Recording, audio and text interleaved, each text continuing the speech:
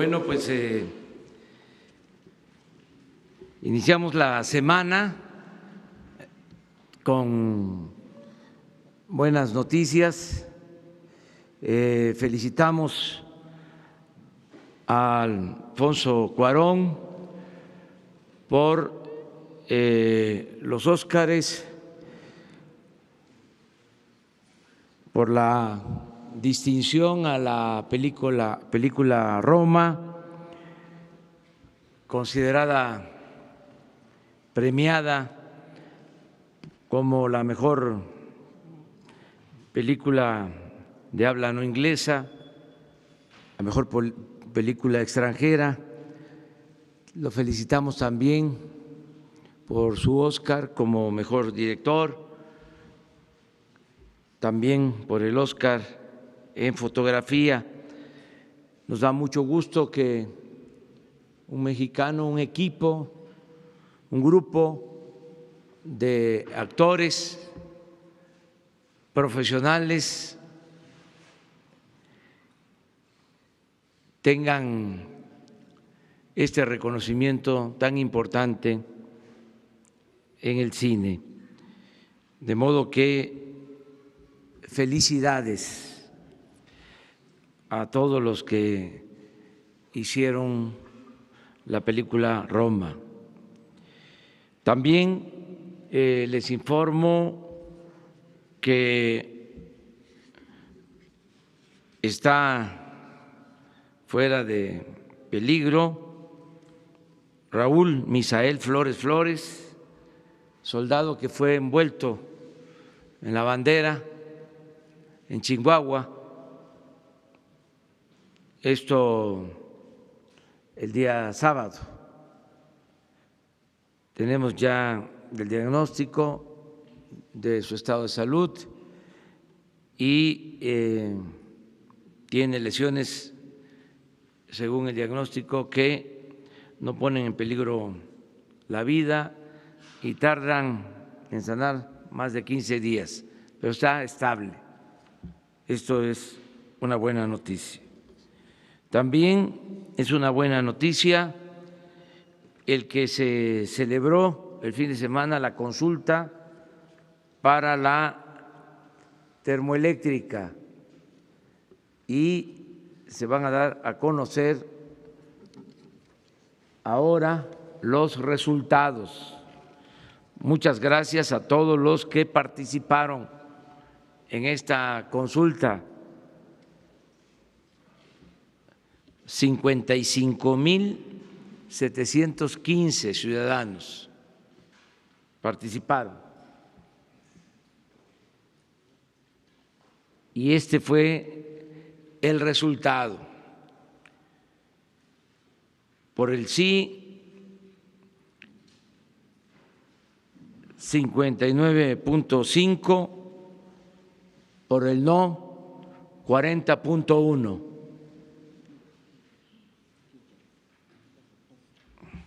A ver.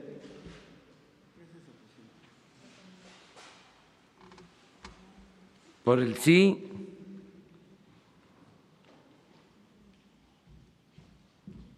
59,5, por el no 40,1.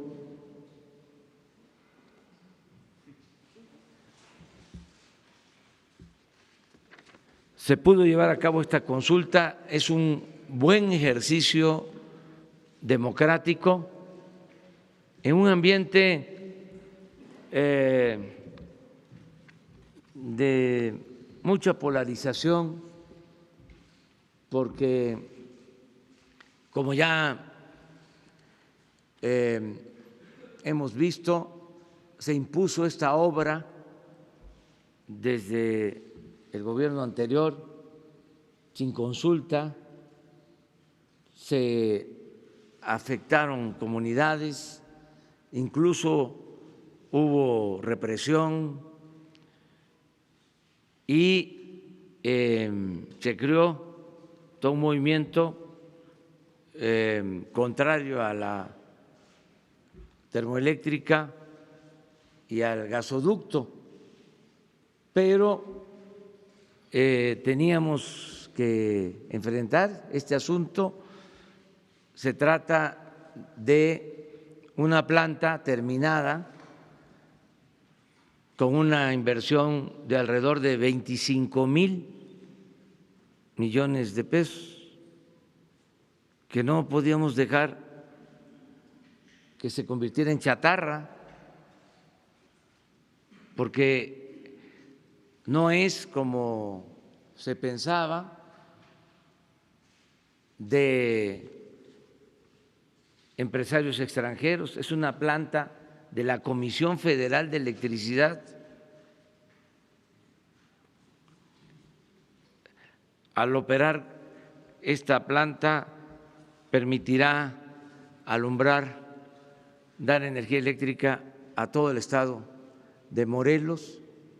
Si no se echa a andar esta planta, tendríamos que comprar la energía eléctrica a precios elevadísimos, pagando subsidios, y dirán, bueno, pues no lo haga así, pero se tiene que respetar el contrato o los contratos que se firmaron, que obligan a comprar la energía eléctrica. Entonces es una situación bastante compleja, y esta es una parte de todo el enredo que hay en gasoductos, en plantas que dejaron tiradas, operaciones francamente fraudulentas. Hoy viene en el periódico Reforma de una planta de fertilizante que adquirieron, yo hasta lo escribí en uno de mis libros. Compraron una planta que estaba abandonada para hacer fertilizantes, costaba cuando mucho 50 millones de dólares, pagaron 500 millones de dólares y todavía se han invertido para rehabilitarla cerca de otros 500 millones de dólares y no produce. Incluso ya se tiene la denuncia, hoy que aparece esta nota en el periódico Reforma, pues pedí información y se va a presentar una denuncia para que se investigue y se castigue a los que resulten responsables. Entonces, esta es la situación en que recibimos el país. Entonces, se pudo llevar a cabo esta consulta, hubo provocación, se quiso impedir la consulta.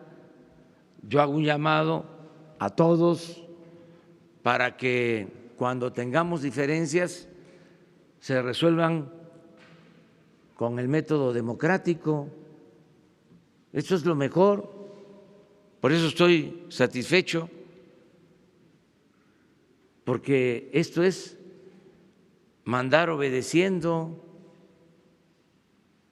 que sea la gente la que decida, que sean los ciudadanos los que decidan, no tratar de imponer, no ir a bloquear las casillas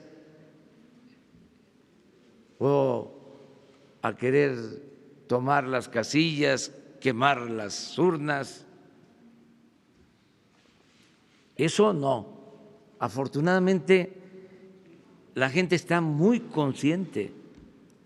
Vuelvo a reiterar el cambio verdadero en los últimos tiempos es el cambio de mentalidad de nuestro pueblo. Ya cambió la mentalidad del pueblo.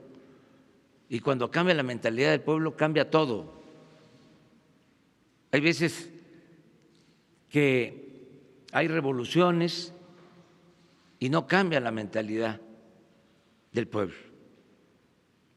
Aquí la importancia de lo que hemos logrado es de que tenemos millones de mexicanos conscientes, mujeres, hombres, libres. Por más que se quiera manipular, no lo logran. Ese es el avance más importante en los últimos tiempos en nuestro país, el que tengamos un pueblo muy consciente, muy politizado. Le voy a pedir pues a quienes se encargaron de coordinar esta consulta, este ejercicio ciudadano, que les expliquen más sobre qué sucedió el sábado y el domingo. Diana Álvarez, subsecretaria de Gobernación, y Eri Flores, que es el coordinador del gobierno federal en Morelos. Gracias, señor presidente. Muy buenos días a todos. Bueno, ya les comentó el señor presidente cuáles fueron los resultados de este ejercicio participativo. A mí me gustaría resaltar que algo fundamental fue la gran participación ciudadana, el interés que se mostró tanto el sábado como el domingo. Desde luego que el domingo fue una jornada en donde pues casi se duplicó esta participación y también la observación permanente de este ejercicio. ¿De quién? Pues justamente de parte de los ciudadanos interesados en cualquiera de los resultados. Muy importante toda la asistencia también de los medios de comunicación que estuvieron cubriendo los diferentes lugares.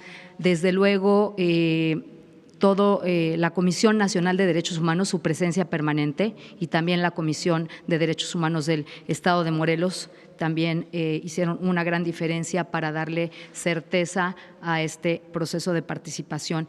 Y me gustaría resaltar también que todo el tiempo prevaleció el respeto a la libertad de expresión en todos los lugares, incluso en los lugares de la propia votación, así fueran en un solo sentido, ¿no?, de activistas. Fue realmente un ejercicio donde los ciudadanos demostraron que quieren el cambio, que quieren participar en la decisión del propio Poder Ejecutivo y que juntos quieren construir esta democracia.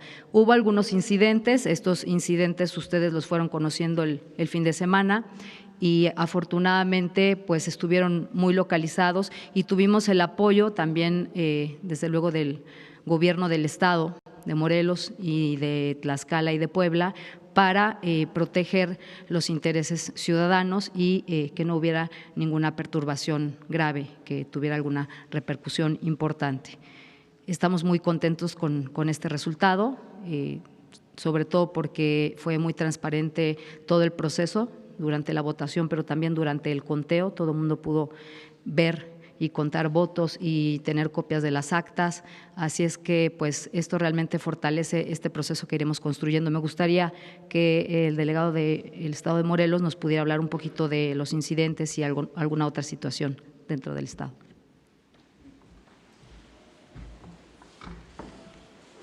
Muy buenos días. Resaltar que en las pasadas consultas, en la del aeropuerto, habían participado aproximadamente 25,000 ciudadanos, en la de programas sociales 20,000 y ahora estamos arriba de los 43,000 personas de participación. Fuimos instruidos por el señor presidente de estar realizando asambleas informativas, de estar contestando todas las preguntas de las personas que se oponían a la termoeléctrica. Se desarrolló 2 días donde se les permitió en dónde estaban las mesas, estar haciendo campaña, estar diciendo por qué ellos consideraban que no. Solamente tuvimos algún incidente con un grupo del municipio de Temoac, específicamente de la comunidad de Amilcingo, que estuvieron recorriendo varias casillas. En Temoac inclusive quemaron el sábado una de estas, de las instalaciones de la mesa receptora de la propio ejercicio. Este mismo grupo estuvo participando en actos de vandalización. Se tuvieron que, por motivos de seguridad, básicamente en el municipio de Temoac, cerrar la consulta por no poner en riesgo la vida de nadie. Esa era la instrucción que traíamos. También hubo un incidente en Cuernavaca donde hubo un robo de casilla. Fuimos instruidos también rápidamente para que las personas que se habían detenido, que eran 3 jóvenes que habían llegado a la casilla encapuchados, se les liberara, siempre con la presencia de la Comisión de Derechos Humanos y respetando en todo momento la libre expresión.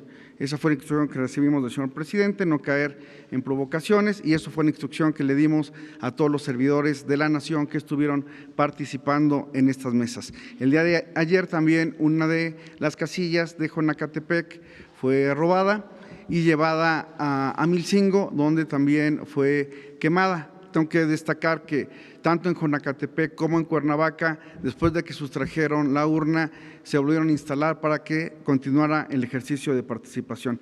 Estamos muy contentos, hay un ambiente de tranquilidad en el estado de Morelos, la gente expresó libremente su opinión con respecto a la termoeléctrica y estamos seguros que este tipo de ejercicios seguirán fortaleciendo nuestra democracia. Si antes este era un proyecto que nunca se había consultado, pues ahora este proceso de estas semanas nos permitió ir a exponer en todas las comunidades del estado de Morelos los datos con referencia a la termoeléctrica. Eso, presidente. Bueno, también el fin de semana se llevó a cabo la subasta de vehículos que usaba el Estado Mayor, agrupamiento que ya no existe, y fue también muy exitosa la subasta. Se vendieron, no sé si tienen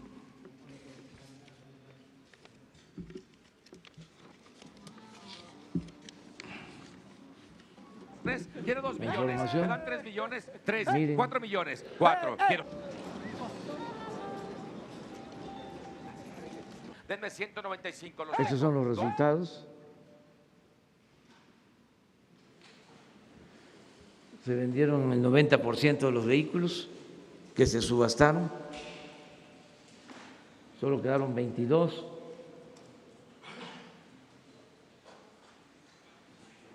Y se obtuvo por la venta más de 60 millones de pesos. Este dinero es para programas sociales, para apoyo a personas con discapacidad, para adultos mayores, para becas. Va a ingresar con ese propósito. Se van a llevar a cabo otras subastas porque quedaron muchos vehículos. La vez pasada lo comentábamos y se van a vender aviones y helicópteros que también estamos calculando obtener alrededor de 10,000 millones de pesos. Le agradecemos mucho a los que participaron en la subasta. Hubo un señor que compró un coche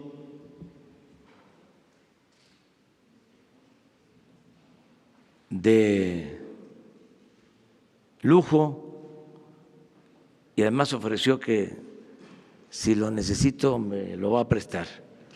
Me rayé.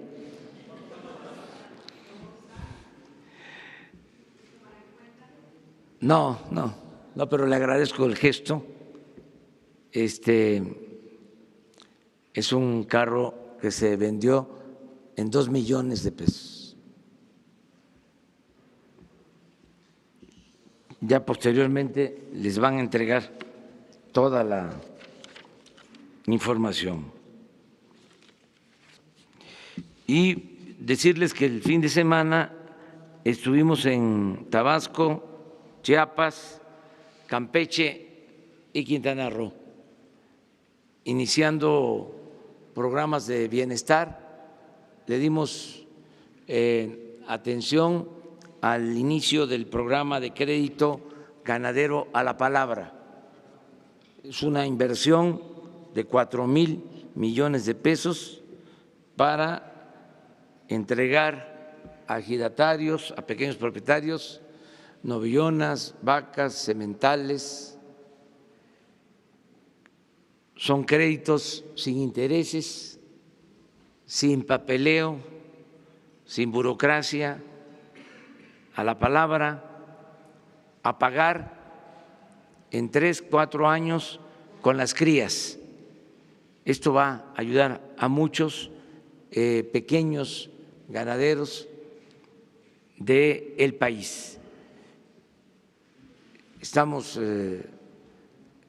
hablando de beneficios para muchos ejidos. También ahora en el sureste ya constatamos que se inició el programa Sembrando Vida, ya iniciaron las siembras de árboles frutales, maderables.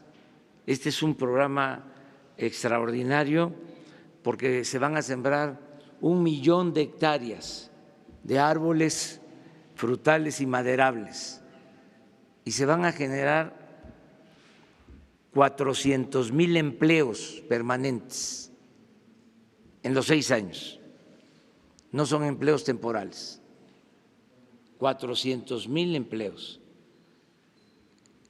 En el caso de Chiapas son 1,700 ejidos que están participando en este programa Sembrando Vida.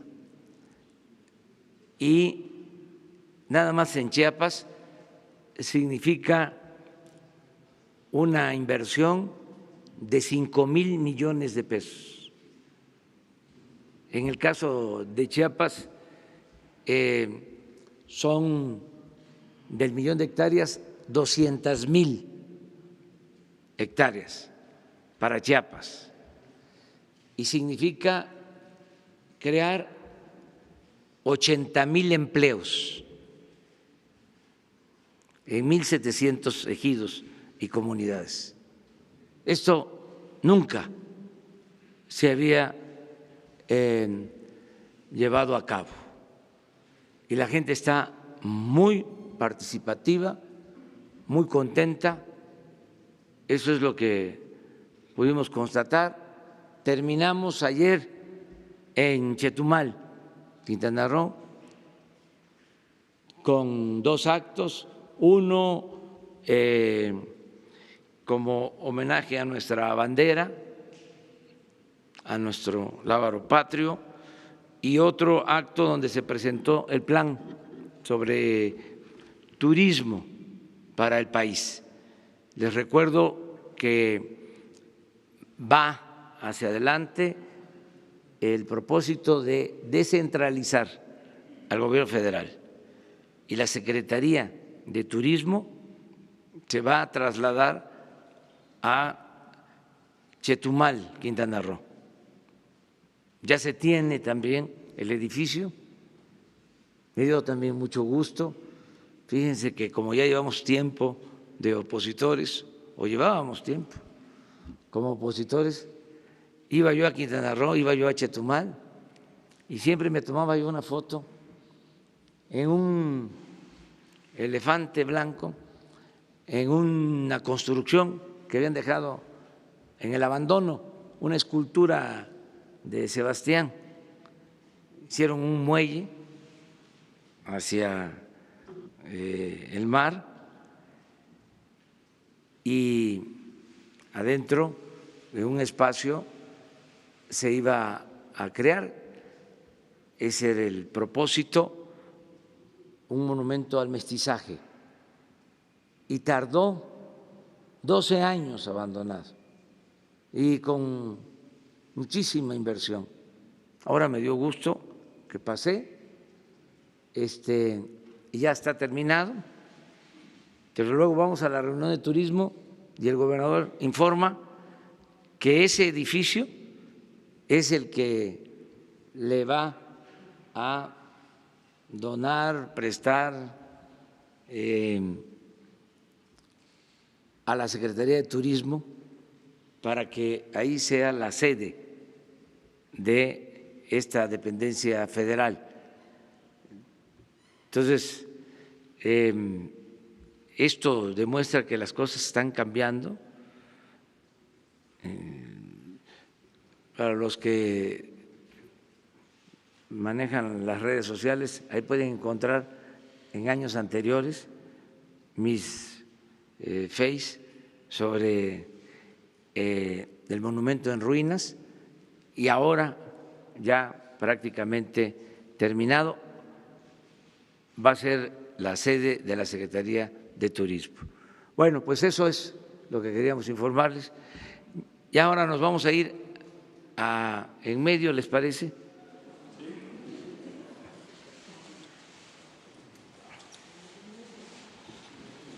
¿Sí, ustedes? ¿Sí? Buenos días, presidente. Gabriel Santomira, del Sol de México. Presidente, el Sol de México publica hoy una información en sus 8 columnas relacionada con el señor Arturo Alcalde Justiniani, que es el padre de la titular del Trabajo y Previsión Social.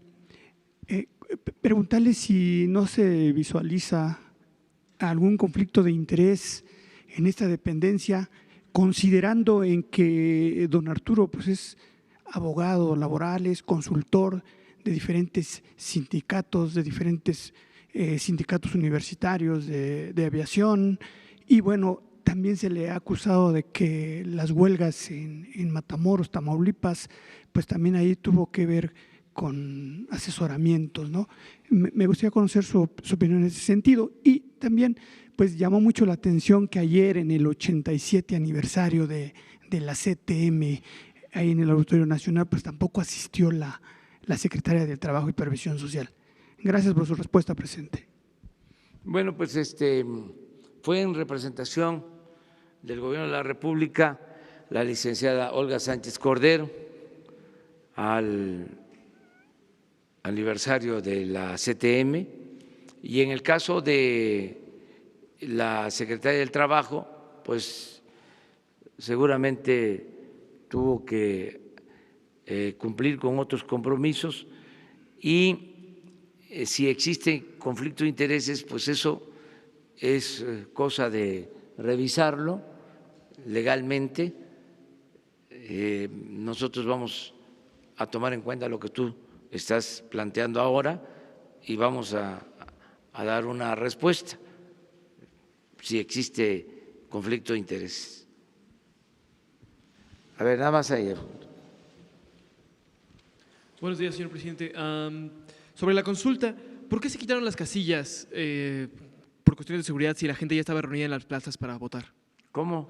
¿Por qué se quitaron las casillas si la gente ya estaba reunida en las plazas para votar y ya estaban dispuestos a llevar a cabo la consulta en orden?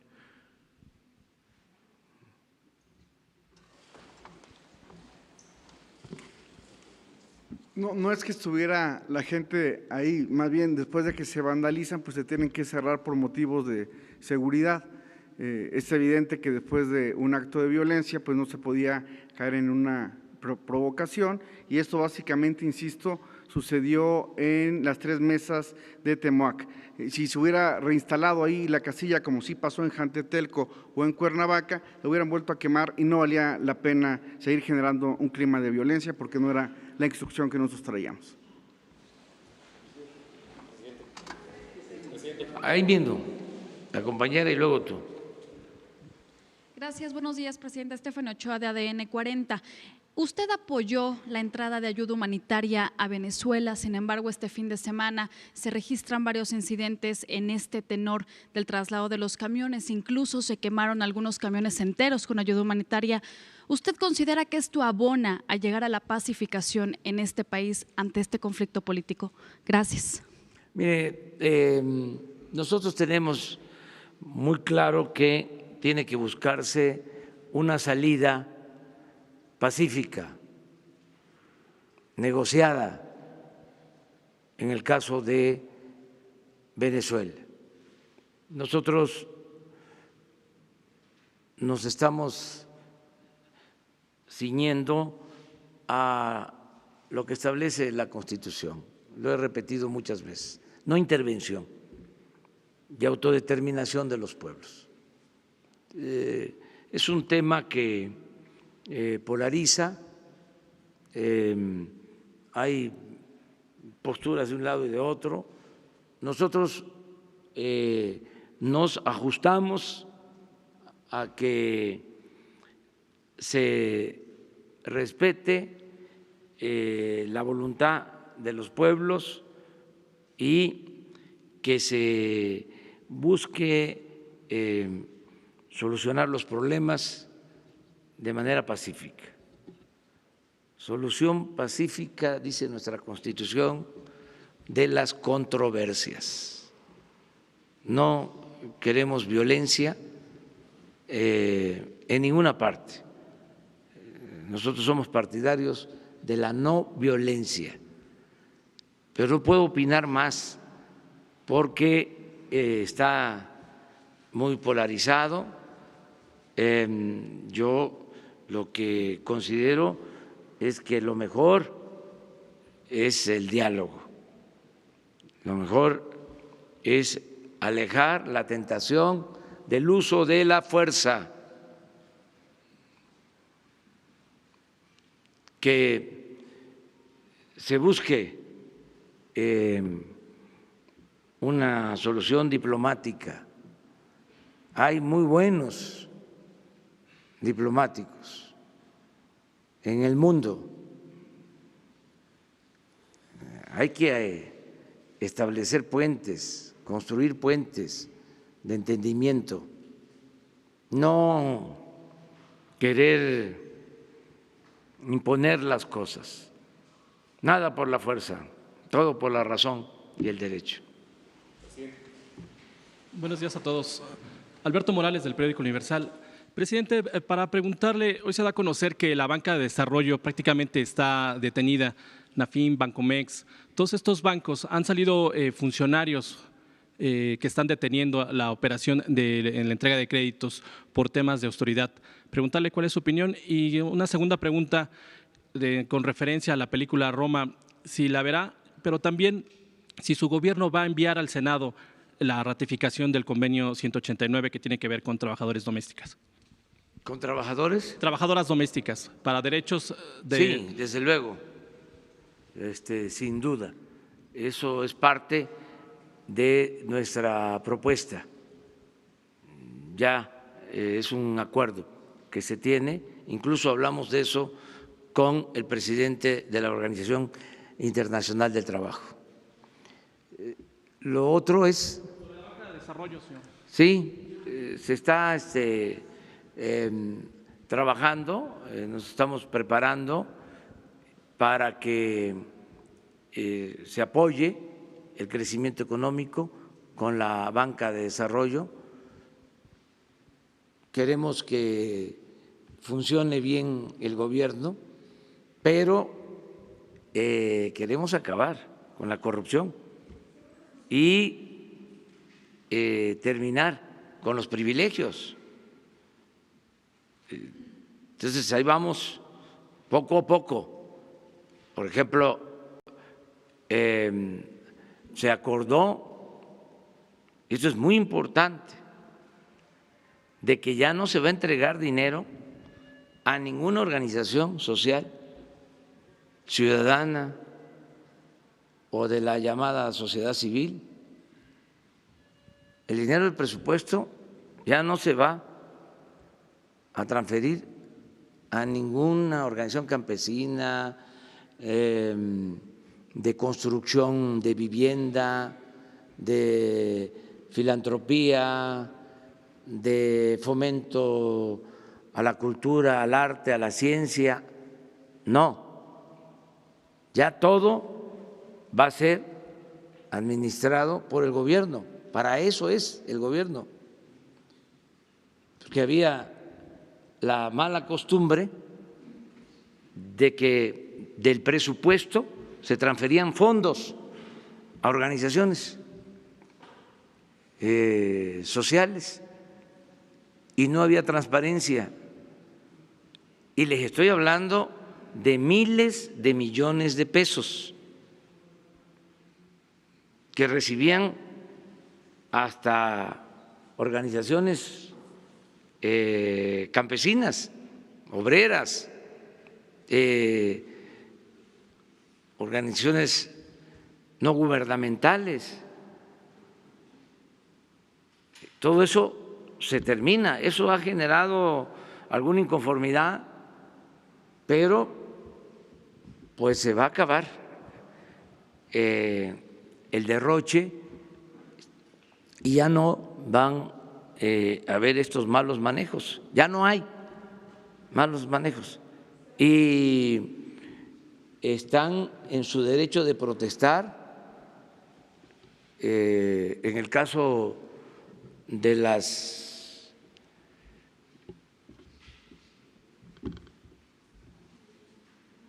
se llaman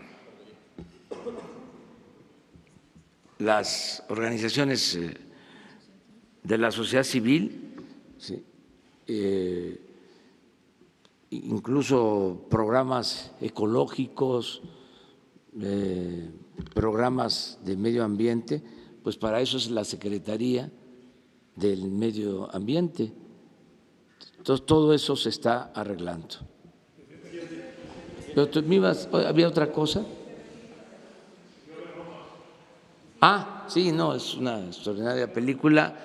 Es que en el caso de la banca de desarrollo, ellas precisamente implican, ¿no?, apoyar proyectos de infraestructura, grandes proyectos. Y aquí el problema es que están detenidos porque por temas de austeridad han dejado de estar en el gobierno los funcionarios que manejaban los créditos. No, pero no, eso no. Esa es la creencia de que si no se les paga bien a los funcionarios, según entiendo, se van los expertos. No, pero no hay, el problema es que no hay créditos, o sea, no están generando, no está trabajando la banca de desarrollo. Sí, se está analizando, pero también en eso se acaban los subsidios. Es que se les daba mucho a los de arriba. Lo que se le destinaba a los pobres le llamaban populismo. Y lo mucho que se les entregaba a los de arriba le llamaban fomento. Entonces ya nosotros vamos a apoyar lo que signifique crear empleos, lo que signifique desarrollo. Pero esto de las empresas, Odebrecht, les pongo el ejemplo. ¿Cómo se financió? Con subsidio de la banca de desarrollo. con créditos otorgados por la banca de desarrollo. Entonces, se acaba. Lo tengo que estar recordando porque parece que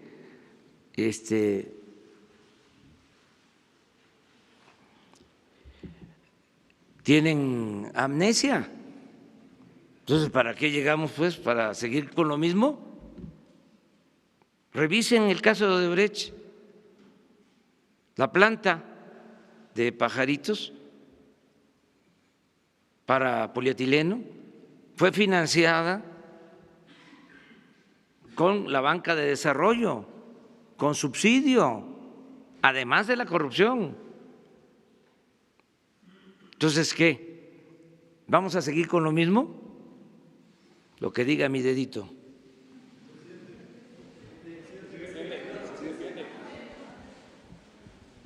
Presidente, yo quiero insistir en hace unas semanas le preguntaron aquí si ya había visto la película Roma.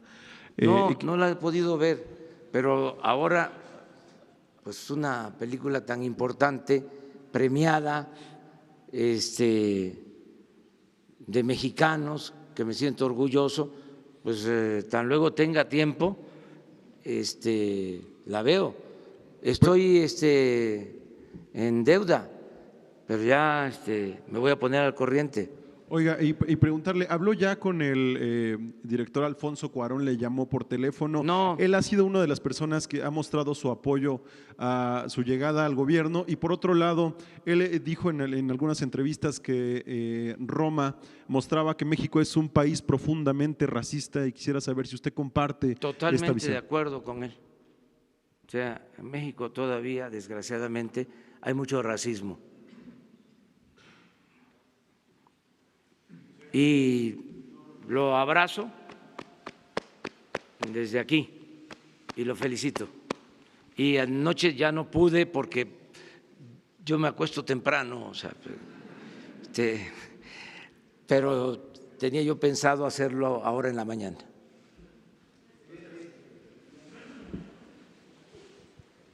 Hola, presidente. Carlos Carabaña, de México.com.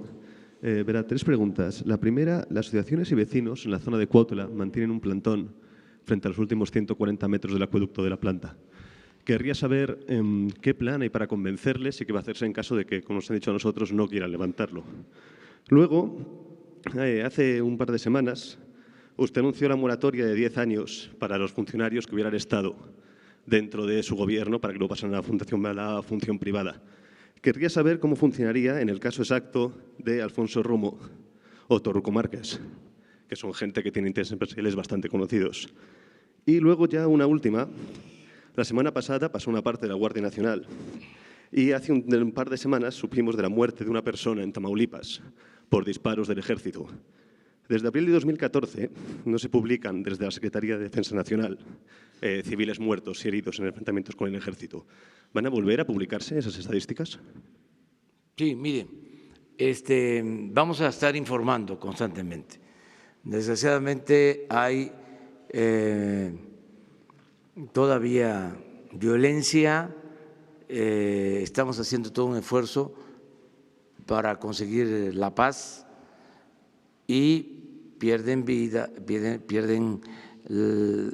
sus vidas pues ciudadanos y también militares. Entonces, esto es muy triste que suceda, pero el propósito es que se vaya serenando el país con toda la política de bienestar y con más profesionalismo, con coordinación, con lo que estamos haciendo de atender este asunto todos los días. Entonces, pensamos que vamos a ir resolviendo el problema. ¿Pero volverán a publicarse las cifras de civiles? Sí, desde luego muertos? que sí, porque tenemos que hacerlo. Nosotros no vamos a reprimir al pueblo, no vamos a usar al ejército para reprimir al pueblo. No van a haber masacres como existían, que por cierto no sé si se publicaban, pero bueno, nosotros sí tenemos que estar informando constantemente sobre todo. Acerca de la conexión para el funcionamiento de la planta, primero fue esto, la consulta. Vamos todavía a resolver asuntos legales porque hay interpuestos amparos y tenemos que esperar que las autoridades competentes resuelvan sobre estos juicios y vamos a seguir trabajando, convenciendo, persuadiendo, haciendo entender de que lo mejor es la democracia, que no hay que imponer nada, que hay que mandar obedeciendo y que en la democracia es el pueblo el que decide, es el pueblo el que manda. Ahora, si no somos demócratas y somos autoritarios, pues entonces es por la fuerza, con la imposición. Nosotros vamos a evitar, en todo caso, la violencia. Este gobierno se caracteriza por la no violencia como estrategia para la solución de los problemas, la no violencia. Y otra más era cómo iban a hacer con Torcuato Márquez y Alfonso Romo al respecto de… Mire, existe una iniciativa de ley en la Cámara de Diputados que yo espero que pronto se apruebe. Es una ley de austeridad republicana y en esa ley se establece que los funcionarios no pueden trabajar después de estar en el gobierno 10 años hacia adelante. Hay una veda de 10 años. Yo espero que esa ley se apruebe para que así ya se termine todo este periodo vergonzoso de que los servidores públicos pasan a formar parte de las empresas a las que de una u otra forma trataron y en algunos casos ayudaron. Ya hemos hablado de esto, como los secretarios de Hacienda, los secretarios de Energía, los expresidentes, ¿sí?, terminando, se van de consejeros, de asesores de las empresas particulares a las que beneficiaron o les dieron alguna atención. Hablaba yo del caso de los ferrocarriles que se privatizan y el expresidente Zedillo se va a trabajar a una de las empresas que se beneficia con la privatización. Los que estaban, por ejemplo, en el FOAPROA, los que llevan a cabo el rescate financiero, que en esencia fue convertir deudas privadas de unos cuantos en deuda pública, un desfalco hasta ahora de 3 billones de pesos. Bueno, los que llevaron a cabo este saneamiento, como le llaman, financiero, pasaron a ser directivos de los bancos. Ya en el colmo del cinismo.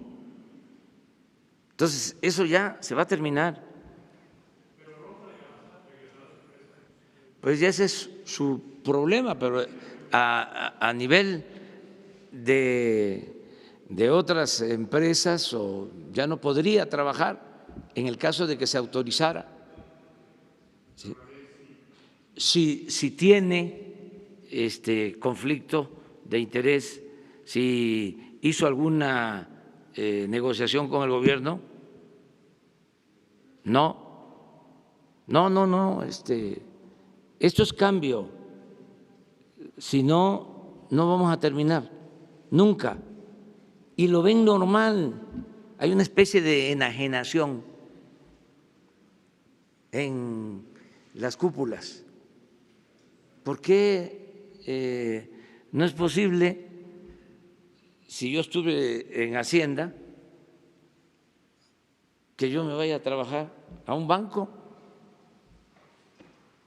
O si fui secretario de Energía, ¿por qué no me voy a trabajar a Iberdrola?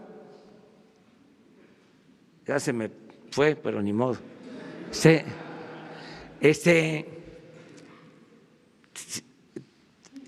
es el problema. O sea, eso no se puede dar en otras partes, ni en Estados Unidos, donde hay más vinculación entre el sector privado y el sector público, se dan estas cosas. Entonces, nosotros tenemos que resolver de que haya independencia, autonomía, que se pueda diferenciar claramente lo que es el poder público del poder privado, y que el poder público pues represente a todos. Dos más. A ver. Gracias, buenos días. A partir de los resultados de la consulta, presidente, de estos juicios que todavía están a nivel del amparo, ¿cuándo entraría ya en operación esta termoeléctrica? ¿Cuándo ya se estaría generando este ahorro? Esto por una parte. El cálculo en promedio, ustedes, ¿qué pronostican? Hay que verlo, nos vamos a reunir para hacer una evaluación, ver qué se tiene como pendiente, porque esto, si ustedes recuerdan, va acompañado de programas de desarrollo, de revestir canales para que no haya pérdida de agua, de tratamiento de agua, de apoyo con proyectos productivos a campesinos, con la disminución de la tarifa de energía eléctrica en Morelos y en Tlaxcala y Puebla, por donde pasó el gasoducto, y la parte jurídica, o sea, ver los amparos que están vigentes, cuándo se terminan de liberar. Entonces todavía vamos a definir una ruta para tener lo más pronto posible la posibilidad de que la planta opere.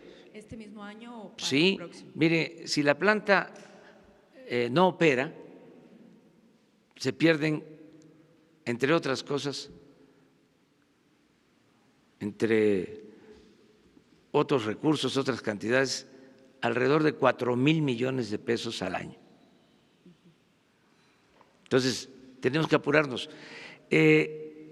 Había en los gobiernos pasados una especie de indolencia, por decir lo mínimo. No les importaba. Imagínense si es dinero de todos los mexicanos, lo que se les paga a los que tienen los contratos de los gasoductos que están detenidos por conflictos, 500 millones de dólares al año. A ellos ni les importa, porque la Comisión Federal de Electricidad les tiene que estar pagando con dinero de los ciudadanos, pero es muy irresponsable no hacer nada, cuando menos que la gente sepa cómo están las cosas. Esto ni enterada estaba la población de que estos conflictos existían, no se garantizaba en México, y ese es otro tema interesante, el derecho a la información. En otro tema, para concretar un poco lo de Roma, ¿a qué hora se va a comunicar vía telefónica con Alfonso Cuarón y si los va a invitar a Palacio Nacional próximamente a él y a todo el elenco que participó en la película? Sí, yo estoy en la mejor disposición de invitarlos y cuando se pueda lograr una comunicación y ver lo más pronto posible la película. Ahora bien, en otro tema, perdón, presidente, usted todos los días ve la cuestión de los índices delictivos, cómo se comporta la criminalidad. ¿Qué sabe de Aguascalientes, el municipio de Asientos, Aguascalientes, en donde pues después de prácticamente el último trimestre del año pasado y lo que va de este 2019 se ha incrementado la violencia con ataques a policías, a mujeres, a hombres? ¿Qué es lo que saben? ¿Quiénes están operando ahí? Gracias. Sí, no tengo el dato exacto de Aguascalientes, o sea, no aparece como un estado con problemas graves de violencia en el informe diario. Ya no quiere decir que no haya, pero, sí hay, no es lo que está pasando en Baja California o en Guanajuato o en Jalisco, en Veracruz, en Guerrero, en estados donde está más desatada la violencia. Finalmente, nada más que nos haga el compromiso, por favor, de si nos puede informar cómo va este proyecto para conectar al país, para que haya internet, digamos, en todas las principales plazas, por favor. Yo estoy muy pendiente de esto. Espero que pronto aquí les informe ya sobre la licitación, porque vamos a licitar, más se están haciendo los estudios, alrededor de 50,000 kilómetros de líneas de fibra óptica, 50,000 kilómetros para comunicar a todo el país, para lograr la conectividad en todo el territorio nacional. Es un extraordinario programa. Ya hemos avanzado y espero que en unos 15 días, cuando mucho, ya tengamos las bases para la licitación y podamos comunicar al país. Este es un gran programa. Uno más. Buenos días, presidente. Hay un tema ahí con la inversión china en México sobre el Tren Maya. ¿Cuál ha sido la plática que ha tenido su gobierno con los inversionistas chinos para que pudieran participar en la construcción de este proyecto?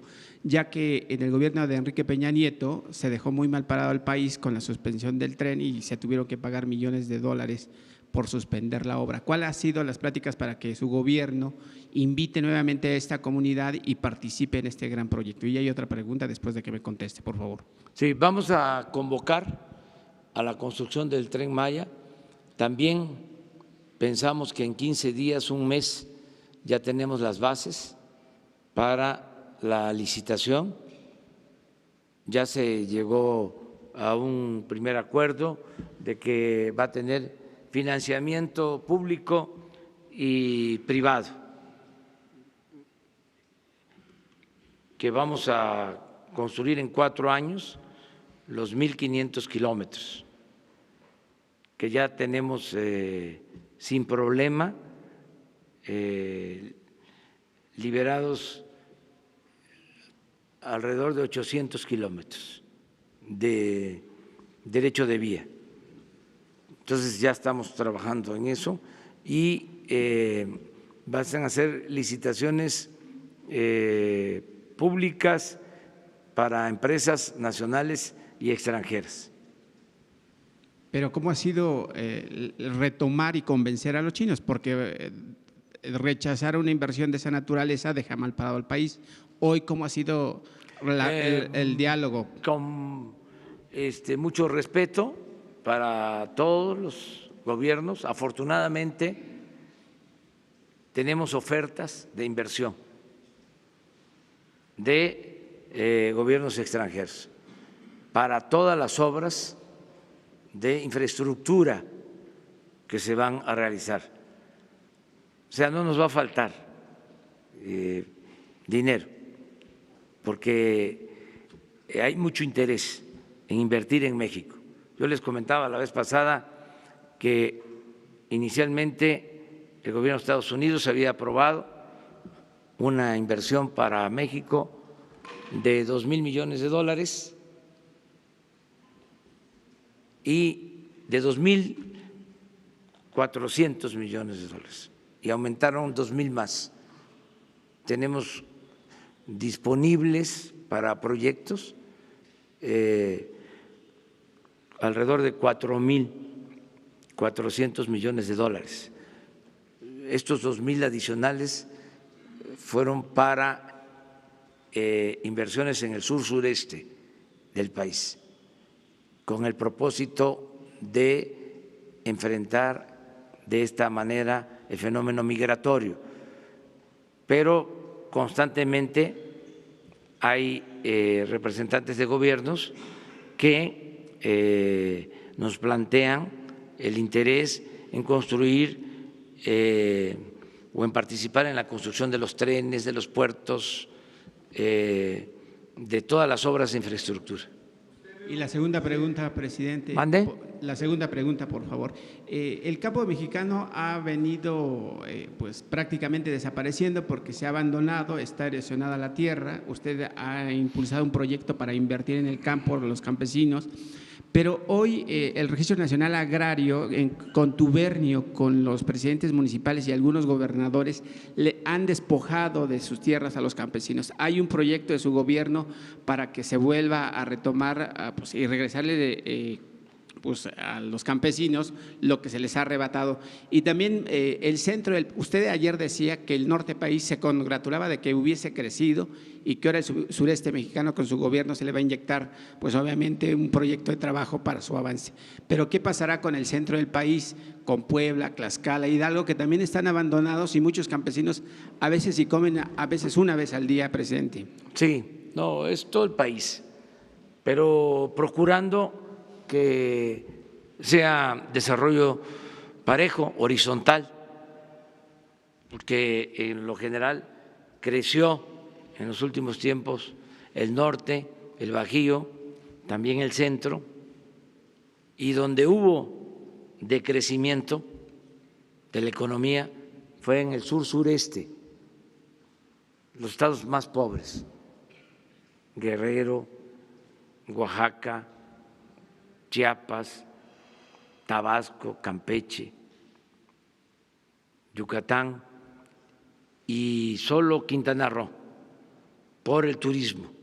Ayer lo comentaba yo, Quintana Roo es el estado que más empleos está generando, empleos formales, por el turismo, por la Riviera Maya y por Cancún, pero al interior del país no es así.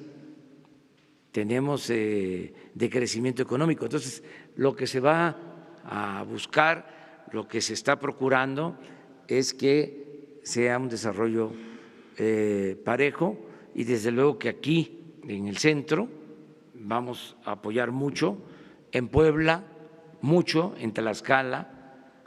Le diría que en Tlaxcala todos los campesinos van a recibir apoyo económico para sembrar. Tlaxcala, a pesar de que tiene poca superficie y que los productores tienen terrenos muy pequeños, de cuando mucho 2 hectáreas, 1 hectárea, media hectárea, son muy laboriosos. Yo les podría decir que los campesinos de Tlaxcala y de Puebla son de los más trabajadores del país. También, desde luego, los oaxaqueños. Cuando uno va a Tlaxcala, cuando uno va a Puebla, si va muy temprano, ahí están ya trabajando la tierra, hombres, mujeres, niños, hasta las 5 o 6 de la tarde, trabajando la tierra. Entonces, vamos a apoyarlos porque se les va a pagar bien por su producto. Ya se fijaron precios de garantía para el maíz. Ahora la tonelada de maíz se les va a comprar a 5,600 pesos. Se les pagaban cuando mucho 3,000. Ahora 5,600. El frijol, ya el precio de garantía 14,500. Decidimos apoyar con el precio porque si el campesino, si el productor ve que el precio es bueno, siembra. Y él ve cómo consigue la semilla y cómo consigue el fertilizante y cómo ara la tierra, porque sabe que hay precio. Entonces podríamos llevar a cabo muchas acciones, pero comenzamos con precio. Y vamos primero con pequeños productores de 20 hectáreas hacia abajo y se les va a dar más apoyo a los que menos superficie tienen. Pero después vamos también con el mediano productor y con el que produce más, porque lo que queremos es lograr la autosuficiencia alimentaria, que ya no compremos el maíz, que no compremos el frijol en el extranjero, que no compremos el arroz, que no compremos la leche, que podamos producir en México lo que consumimos. Muchas gracias. Mañana.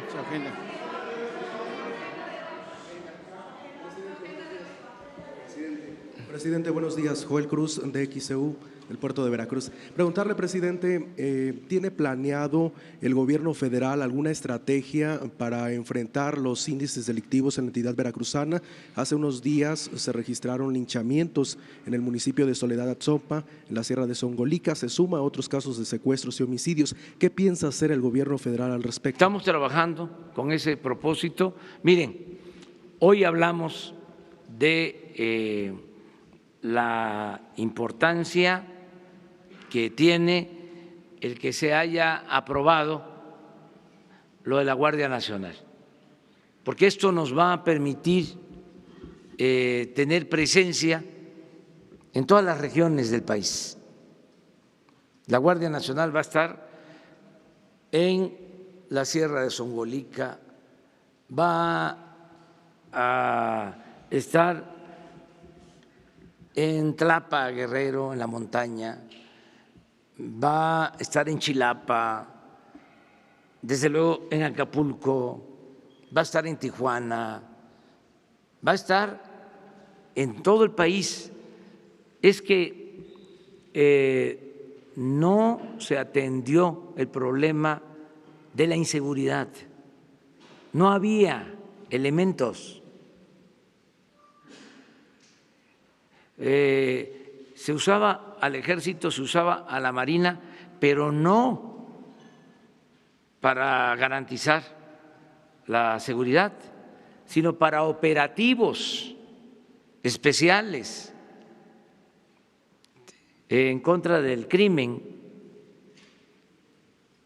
Entonces, el enfoque nuestro, bueno, primero es lo preventivo, atender las causas, que haya trabajo, que haya bienestar, ¿sí?, que se atienda a los jóvenes. Pero ya en el terreno de la acción es el que tengamos presencia para que la población esté protegida, que no haya homicidios, que no haya robos, que no haya secuestros. Ese es el enfoque. Y eso solamente se puede lograr si tenemos elementos en todas las regiones del país. Pero hay lugares en donde no existe presencia de ninguna corporación. Bueno, si acaso la policía municipal con muchas deficiencias y con muchos problemas de todo tipo. Entonces, la Guardia Nacional nos va a ayudar mucho. ¿Es la solución, presidente? Sí, la solución es que no haya pobreza. La solución es que haya trabajo, haya bienestar y se atienda a los jóvenes. La paz es fruto de la justicia. Esa es la solución. En otro tema, preguntarle, ¿el gobierno federal tiene proyectado, presupuestada alguna obra de infraestructura en la entidad veracruzana? Sí, muchas. Por ejemplo, se van a construir y reconstruir todos los caminos del norte de Veracruz. Son de los caminos más abandonados de México, pero de años. O sea, los caminos de Tempual, de Pánuco, llenos de baches, todo el norte de Veracruz. Ahora hay una partida especial para arreglar esos caminos. En el sur de Veracruz pues, se va a mejorar el puerto de Coatzacoalcos, es parte del desarrollo del istmo de Tehuantepec, se va a rehabilitar la refinería de Minatitlán. En el caso de Veracruz, como en Chiapas, cerca de 200,000 hectáreas de árboles frutales, maderables. Se va a apoyar mucho la producción, el cultivo del café. Hay muchas obras para Veracruz. Finalmente, se va a apoyar a los cañeros. Bueno, ya, sí. Muchas gracias. Mañana tú.